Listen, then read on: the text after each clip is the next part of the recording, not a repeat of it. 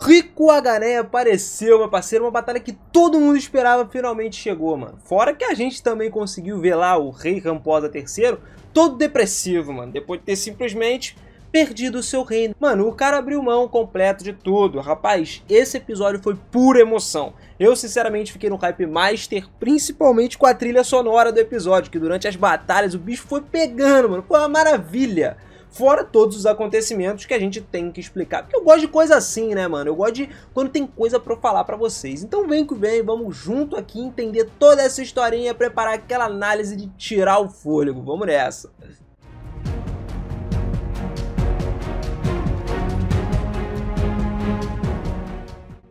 Fala, seus otakus, beleza? Eu sou o Binas e sejam muito bem-vindos a mais um vídeo aqui no canal. Vamos começar direto depois da tentativa do Zanarkand de lutar contra o Reino Feiticeiro, que terminou num desastre completo. O rei Ramposa III, então, foi restaurado à liderança do reino. Infelizmente, nada poderia ser feito porque o reino dos feiticeiros, já o Ainz, já estava nos portões da capital real. E o reino estava se preparando para sua última posição aí, né? O rei simplesmente entregou tudo. Ele falou que inclusive iria liberar todo mundo do castelo dos seus postos e tal, para que todos conseguissem pelo menos preservar a sua vida, né? Conseguir fugir disso daí. E se liga só na cara do captor que foi lá falar com ele. Pô, nem queria, né? O cara não queria liberdade não, pô. Queria ficar lá no reino com ele, pra morrer junto com o rei. Tá louco? Lógico que ele queria sair. Meteu aquele miguezinho, tipo, não, mas eu tenho que ficar, né? Aquele tipo, não, mas senhor. E do nada, o cara quer ir embora mesmo.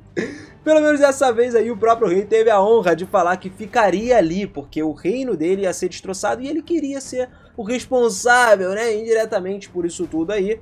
Queria ver o que ia acontecer. Não tinha mais vida, convenhamos, ele perdeu os dois filhos mais novos dele, mano, qualquer um ia querer se matar, né? E vendo que a Renner ainda estava presente do reino e que ela não quis fugir, ele acabou menosprezando o Zanarkand por não fugir junto com ela, embora também admitisse que as ações do seu próprio filho Zanarkand foram resultados dos seus próprios fracassos como rei. Ele não era um rei que se prezasse, né?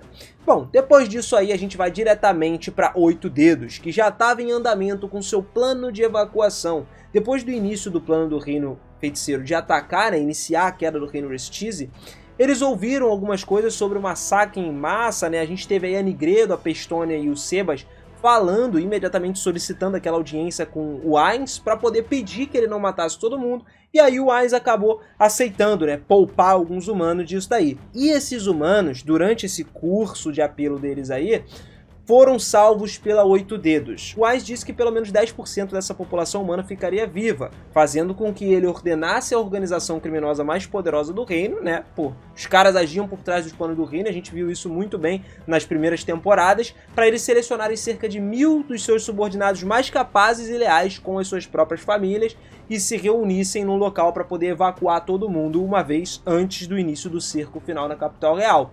Quando os prisioneiros que estavam sendo mantidos em cativeiro lá na capital foram liberados para serem convocados para o exército para poder lutar contra o reino, durante esse caos, essa confusão aí, daqueles poucos que estavam ali no meio, o Cocodol foi resgatado e levado para a mansão que era propriedade da Oito Dedos. Lá eles até falaram, né, o chefe de departamento dos escravos estavam agradecidos, logicamente, pelos seus colegas subornarem os guardas da prisão para proteger ele enquanto ele estava encarcerado lá e poupar ele do recrutamento.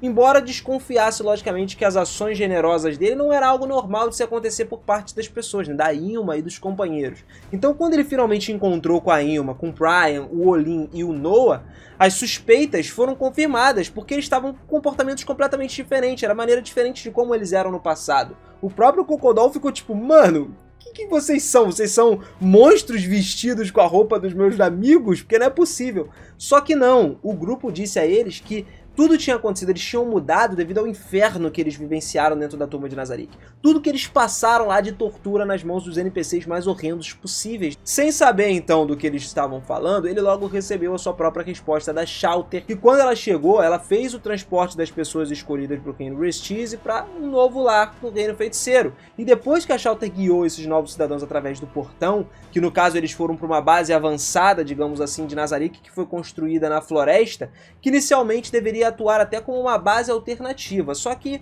as operações aí acabaram mudando, porque o Dirk Nib já sabia da localização de Nazarick, então qualquer coisa que acontecesse, Nazarick já tinha sido revelada. Então, basicamente, o Ainz deixou aquilo ali como se fosse um galpão, um armazém, e as pessoas que sobreviveriam iam pra lá. Então, a Shallter acabou levando o Crocodile com ela, com a intenção de que ele tivesse uma sessãozinha aí, né, com o Kyoruko, né.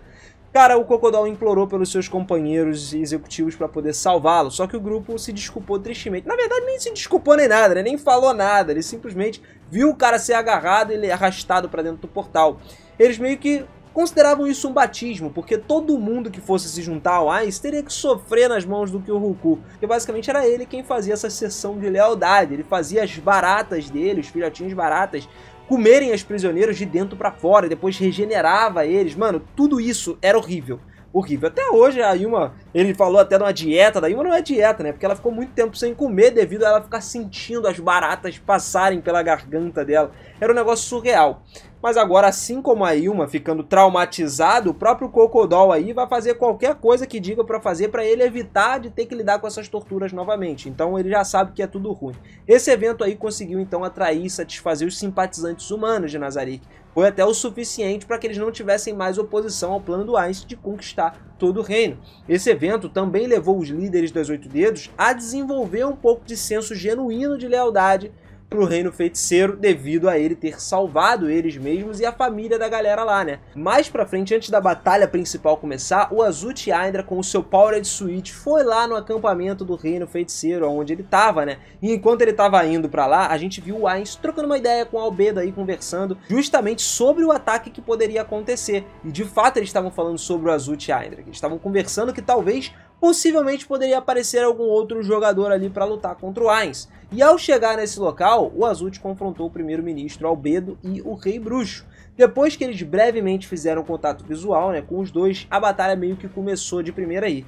Imediatamente o Azuchi primeiro deu o seu ataque, né, usou o Chain Dragon Lightning dos seus guarda-costas ali, que foram simplesmente dizimados. Ele acabou com os Death Knights rapidinho do Ainz. Por pouco depois ele também lançou um Firestorm muito forte em cima do Ainz e da Albedo, só que não fez efeito nenhum nele, né? A gente sabe que o nosso caveirão é brabo, se bem que não era o caveirão ali, né? Mas, chateada com a forma do ataque do Azuchi sobre eles, a Albedo recebeu a ordem do seu mestre para poder lutar contra o usuário do Powered Switch. Porém, as coisas foram um pouco diferentes do que a gente esperava, né? Poucas pessoas notaram de que, mano, a Albedo não estava se referindo ao Ainz da forma que ela sempre se refere. Primeiro, ela não estava tão eufórica, né? Como ela fica com Ainz Sama, né? A gente sabe como é que funciona, né? E segundo, que ela disse que errou em não ter falado o nome dele, de Ainz, Lord Ainz e tal. Basicamente, ela estava tratando o nosso esqueletão como se fosse de igual para ela. Isso era porque, na verdade, não era o Ainz. A gente já vai comentar um pouquinho disso mais à frente. Não sai daí não, que não era o Ainz essa parada. Mas em resposta ao comando do próprio Ainz, entre aspas ali, ela voou para o céu ao encontro do Azuchi para começar essa batalha. Enquanto isso, galera, o plano de batalha pro Azuchi era servir como isca e chamariz contra Albedo. Ele tinha que afastar Albedo o máximo possível do lado do Ainz para que o Platino Dragon Lord pudesse lutar contra o Rei Bruxo sozinho, sem a ajuda do seu assessor. Então, basicamente, o Azuchi tinha que garantir que a Albedo não estivesse dentro do alcance da barreira de isolamento de mundo, onde o Rei Bruxo estaria preso por conta do Rico Haganeia criar essa barreira, que foi criada inclusive para não deixar ele escapar justamente, e além disso o Azuchi precisava comprar o máximo de tempo possível para que o Platino Dragon Lord pudesse acabar, literalmente matar o Rei Bruxo enquanto ele distraía Albedo. Só que vamos voltar um pouquinho isso aí, volta essa fita. Antes disso tudo, que não foi mostrado pra gente no anime, né? Durante a guerra entre o Reino Feiticeiro e o Reino Restize, foi decidido pelo próprio Ainz que o Ator de Pandora teria sua batalha em Restize, fingindo ser ele mesmo, o Rei Bruxo.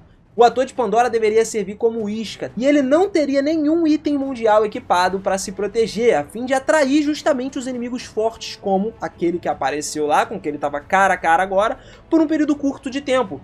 Na sua batalha contra esse guerreiro desconhecido de alto nível, o Ator de Pandora, enquanto estava sob a forma do Ainz, tentaria iniciar uma conversa com o Rico Haganeia, né, falar com ele de bobeira ali, ver se ele se juntava a Nazarick. Foi até o ponto do Ator de Pandora esperar uma provocação, uma reação direta do guerreiro, que era não identificado, enquanto lutava e trocava golpes com ele por algumas informações. Ao mesmo tempo, enquanto ele lutava com a armadura, o ator de Pandora intencionalmente sempre lançava a luta numa parte proposital, né? Porque ele queria analisar cuidadosamente todas as vantagens e os favores dos seus oponentes ali. Basicamente, ele recebeu a ordem do Ainz para prolongar a luta com esse Hero o máximo que ele pudesse, porque ele queria extrair, o objetivo era saber todo o poder que o Rico Haganeia tinha, toda essa informação possível sobre os poderes da armadura e descobrir a identidade de quem estava ali dentro, quem usava essa armadura. Até porque o Ainz achava que poderia ser um jogador. Em outras palavras, toda essa operação aí foi para expor a habilidade do inimigo desconhecida. E como a gente falou, o ator de Pandora foi instruído pelo Ainz a não usar nenhuma habilidade especial enquanto estivesse na sua forma para poder fortalecer os monstros convocados, né, como o Senhor da Perdição, que foi aquele Death Knight, né, aquele monstro morto-vivo que ele convocou. Além disso, o principal equipamento usado pelo ator de Pandora na forma do Ainz era itens de backup de nível inferior, mano, que ele tinha pego emprestado com seu criador e mestre. Então o único feitiço de nível 10 que o ator de Pandora usou nessa batalha foi justamente para summonar o morto-vivo roubado. Ele nem melhorou o poder do morto-vivo lá, tá ligado?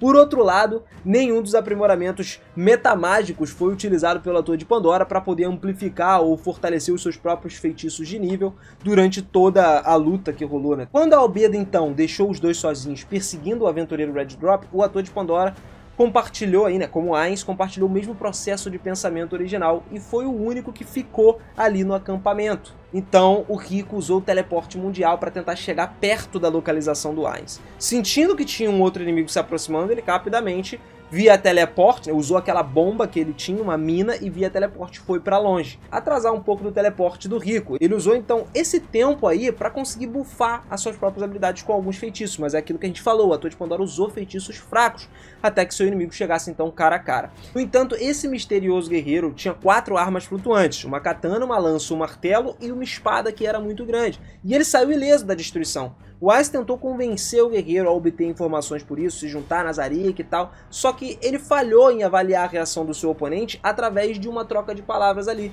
O próprio Rico Haganeia não estava disposto a dar ao Rei Bruxo muito tempo para falar, porque descaradamente ele assumiu uma postura de batalha ofensiva.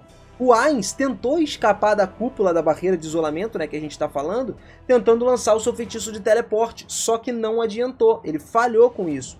Mesmo que ele não pudesse deixar essa cúpula, ele também foi capaz de perceber que a barreira não o impedia de se teleportar dentro do limite dela. Ele podia ficar fugindo eternamente dentro do limite dessa barreira, só que fora dela não rolava. Percebendo essa informação crucial do quão longe o guerreiro estava e até onde o Rico Haganeia queria realmente ir, ele estava decidido a usar essa oportunidade para experimentar até onde a barreira do Rico alcançava. O Ainz então jogou a moeda na parede da barreira e ela ricocheteou, ela não atravessou, ela bateu e voltou. Ao mesmo tempo, ele lançou um feitiço de relâmpago. Isso também não foi totalmente mostrado pra gente, mas foi um ângulo pré-calculado para poder penetrar a barreira e não conseguiu atravessar essa parede. E o porquê disso foi explicado mais tarde pelo próprio Psyndorcus no final do episódio. Somente alguém que possuía um item mundial ou usuários de magia de origem conseguiriam destruir essa barreira. O Ainz foi capaz de discernir com sucesso que a tática do Rico até esse ponto aí tinha ido simplesmente em confiar nas suas armas de ataque automático para lutar contra ele. E detalhe, por que ele não conseguia sair? O ator de Pandora, como a gente disse, não foi equipado com nenhum item mundial. O Ainz falou que não era para ele ir com nenhum item mundial. Então, embora o Rico tivesse empunhando sua espada longa, ele não tinha usado nenhuma habilidade especial de artes marciais nesse meio tempo aí para acompanhar a luta com a espada. No momento, então, o Ainz tinha uma compreensão firme das quais as suas habilidades do guerreiro conseguiam atingir. E depois de ele usar a sua chance que ele tinha, ele conseguiu lançar o Summon Undead de 10º nível, né? Ele conjurou a criatura morta-viva de alto nível chamado Doom Lord como substituto para lutar com as suas espadas obsidianas flutuantes para ajudar ele na batalha contra o Rico. Como o Ainz, né, que era o ator de Pandora no momento, ordenava que o Senhor da Perdição ativasse a sua habilidade especial Ruinous Knight e ficasse de guarda para que o Rico lutasse contra ele, focasse mais naquele monstro e não fosse na direção do ator de Pandora, ele conseguia avaliar de fato a armadura, ver tudo isso que estava lutando e basicamente gastar a energia da armadura. Depois que o Doom Lord ativou sua habilidade, o HP dele estava caindo mais rápido do que nunca. E o custo do aumento desse HP de curto prazo para cada uma das suas estatísticas relacionadas a combate era alto. Enquanto isso, o Rico sempre fechava a distância entre eles e o Rei Bruxo, ele ia sempre avançando, sem medo nenhum do Ainz. Ele estava querendo destruir o Ainz, até porque o próprio dragão não estava ali, né? Tava sem hesitação nenhuma. Então, diante disso tudo, preparando-se para ser um espectador enquanto o Nulord lutava no seu lugar, o Ainz se certificou de que ele não seria o alvo do Rico, se afastando ainda mais dos dois no combate. Justamente pelo fato de que ele estava usando toda hora aquela magiazinha, né, de ver o HP do Rico. Toda hora ele estava vendo. Ele inclusive viu que o Rico não tinha MP e que cada habilidade que ele usasse era dano físico. Basicamente gastava HP dele, ou seja, a vida do Rico ia diminuindo.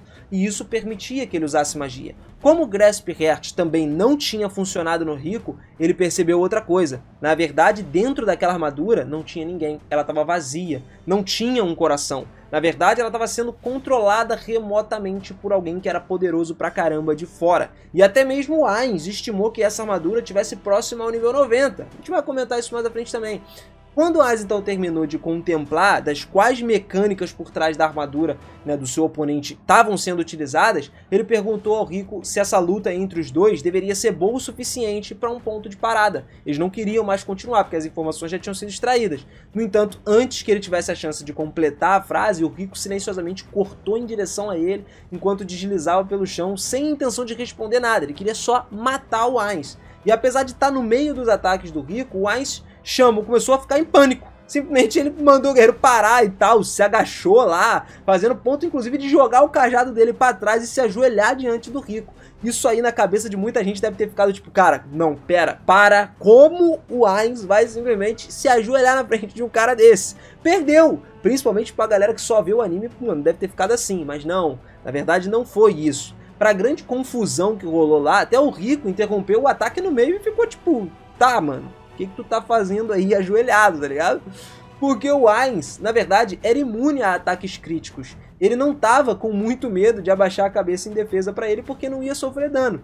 Então ele deu a ordem para a caveira elemental ao mesmo tempo, e como a Elemental Skull sofreu uma enorme quantidade de dano, a luta entre o Ainz e o Rico chegou ao fim imediato por causa disso. Então foi quando a Albedo interveio. Ela acabou de lutar contra o Azut lá, né, que tava rolando, que foi uma coisa básica também. Empurrou o Azut e tal, deixou ele meio ferrado, mas percebeu toda a estratégia e voltou pra ajudar o Ainz. Ela interveio quebrando tudo, mano. Chegou no local, quebrou a barreira, pulando do céu, que poucas pessoas podiam quebrar, como a gente falou, só alguém que tivesse um item mundial ou que tivesse uma magia específica, só que a Albedo tem o Ginnungagap, né, que é o item mundial que foi dado a ela pelo Tábulo Esmarádio. Então, ela foi lá, quebrou isso daí e, mano, meteu a pancada no Rico. Tacou, ele ficou em pânico, mano. Ela desceu voando, caiu em cima dele, jogou ele pra longe com a alabarda. Enquanto isso, na hora que ela ia pra cima dele de novo, o Ainz mandou ela parar, né? Tipo, para, não ataque ele não, porque as coisas já tinham acabado. Então, eles dois se sentindo como se tivessem completado com sucesso a missão, a Albedo voltou junto com o Ainz, com reconhecimento e tal.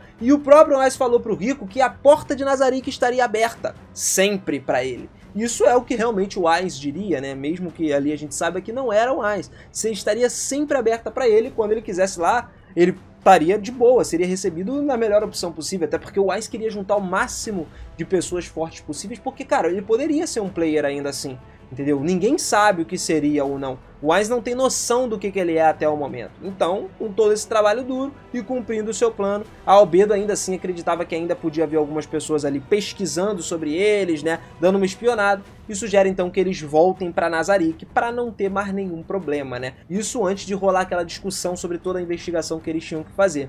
Atendendo ao conselho dela, o Ainz concorda e desfaz a convocação da Elemental Skull depois, e lança o teleporte maior para eles voltarem, recuarem para a grande tumba de Nazarick. Depois de recuar, o Psyduck Vesion até encontrou com o Azut Hydra, enquanto ele mesmo se desculpou por não ter conseguido distrair Albedo por muito tempo. O Psyduck até afirmou que ele ganhou bastante tempo e que ele mesmo tinha subestimado o Rei Feiticeiro, que na verdade era mais forte do que o próprio dragãozinho imaginava. Repassando então essa batalha por ali, o Psyduck concluiu que ele poderia sim derrotar o Ainz. O único problema era a Albedo, que era improvável de simplesmente deixar ela do lado do Rei Bruxo depois de tudo que aconteceu, porque ela conseguiu destruir a barreira, simplesmente atacou ele como se não fosse nada. O próprio Rei Feiticeiro não tinha conseguido destruir a barreira. Ele, assim, formou uma nova aliança com o Azut para poder emboscar o Ainz juntos ali e depois rolar esse isolamento. e depois eles iam voltar para o estado de Conselho de Arland, porque o Tsindorcus informou ao Azuth que a queda do reino Ristise não poderia ser mais interrompida depois daquele ponto. Depois dessa conversa aí, o próprio Platino Dragon Lord ficou pensando um pouco aí. Será que a Albedo poderia ser o player e o Ainz ser o NPC?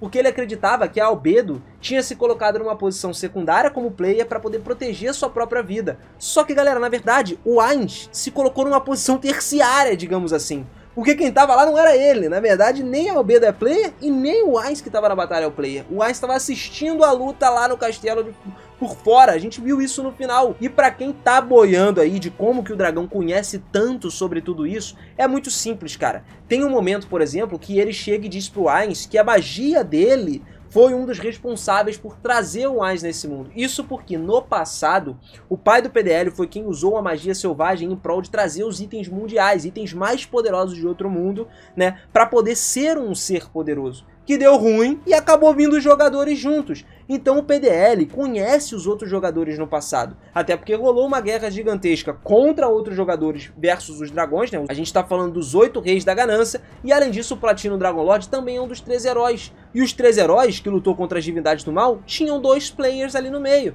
Então ele fazia parte dos 3 heróis. Sacou essa ideia aí? Fora que o castelo onde ele tá, onde ele fica lá no Conselho de Arland, é o castelo que era dos 8 reis da ganância. A base da guilda deles. Teve um momento também que o Azuth disse que o PDL era o Dragon Lord mais forte do mundo. E ele mesmo disse que não, que tem outras existências mais fortes do que ele nesse mundo. Isso pode indicar pra gente duas coisas. Os players que já vieram, né, que são existências realmente muito mais fortes do que o Platino Dragon Lord, ou então outros Dragon Lord que até agora não apareceram na novel, tipo o Buriel no Svalbard, né, que foi basicamente um bônus, e dizem que ele tá solto por esse mundo aí. Só que ainda assim o mundo não foi totalmente explorado, a gente não sabe quais os perigos que o Ainz pode enfrentar mais pra frente, nos próximos volumes que vão ser lançados.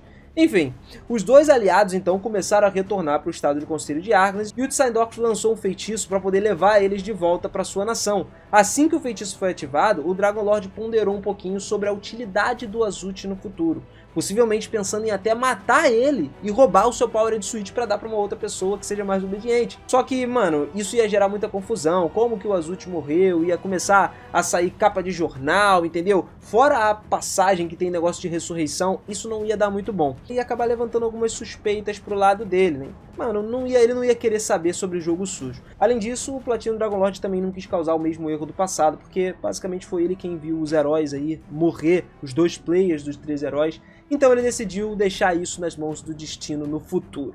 Mas então, indo pro lado do reino feiticeiro aí, depois de retornar pra Nazarick, a gente viu o quê? Ator de Pandora e Albedo passando pela batalha verdadeira, que era o Ainz, o Demiurgo e a Shallter que estavam lá trocando uma ideia. Eles concluíram que Rico era um tanque de nível 80 ou 90. Além disso, o ator de Pandora notou particularmente que os movimentos estavam relacionados a marionete e uma magia estranha que ele usava. O Demiurgo até deduziu que a sua identidade era o de Tsindorcus Vasil, ou um membro dos 3 heróis. Porra, sacou que o nosso Demiurgo, ó, mente brilhante da parada. Mas de qualquer forma, eles agora sabiam que existia um inimigo muito poderoso nesse mundo e deram a esse inimigo um gostinho, uma estimativa, numa falsa habilidade do Ainz. Como a gente sabe, o ator de Pandora só podia replicar 80% das estatísticas do Ainz. Fora que ele estava usando equipamento de nível inferior e também estava proibido de usar certas habilidades, não tinha nenhum item mundial junto com ele. O Tsindorcus está achando que o Ainz é fraco, mas na verdade ele é no mínimo umas 3 vezes mais forte do que parece pro lado dele. Então, mano, nós estamos chegando no fim dessa temporada que tá prometendo muito. Mais 2 episódios que faltam pra gente, mas que prometem demais. Ainda temos algumas boas coisas pra acontecer. A gente tem que ver Renner se juntando aí a Nazarick e temos que ver o Philip caindo nas mãos da Albedo também. O negócio vai ficar doido. E isso é que é final, né, galera? Porra, é um final sensacional. Por isso que eu sempre falo pra vocês, se inscreve no canal se você não for inscrito, ativa esse sininho, porque assim você não perde nada. A gente vai estar sempre trazendo o melhor conteúdo aqui, todas as análises e muita coisa que você perde nos episódios, porque os episódios mesmo não explicam nada. Então vem comigo que aqui é sucesso total, hein? Tamo junto sempre, beijo no coração, um forte abraço e eu te espero no próximo vídeo. Valeu!